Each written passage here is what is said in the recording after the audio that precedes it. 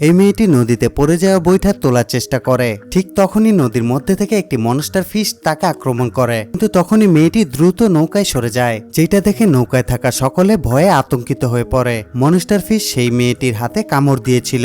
এই ছেলেটি মেয়েটির হাতে রক্তক্ষরণ আটকাতে বেল্ট বেঁধে দেয়। অন্য এক ছেলে আবার এই বৈঠাটি তোলার চেষ্টা করে, কিন্তু মনস্টার ফিশ তাকে আবার আক্রমণ করে, বৈঠাও ভেঙে ফেলে। এখন তাদের কাছে শুধুমাত্র একটাই বৈঠা আছে, যেটা দিয়ে নৌকা চালানো খুবই কষ্টকর। এই মনস্টার ফিশ নৌকাটি উল্টে দেওয়ার চেষ্টা করে, কিন্তু যখনই মনস্টার ফিশটি নৌকাটির কাছে চলে আসে, তখনই এই ছেলেটি মনস্টার ফিশকে আক্রমণ করতে গিয়ে নিজেই পানিতে পড়ে যায়। কিন্তু তার বন্ধুরা টেনে সাথে সাথে তাকে নৌকায় তুলে নেয়। মনস্টার ফিশ সেই বৈঠাটি দ্বারা আহত হয়, কিন্তু এতে তাদের শেষ বৈঠাটাও হাতছাড়া হয়, যার ফলে তারা নিরুপায় হয়ে একেবারে ঝিলের মাঝে ভাসতে থাকে।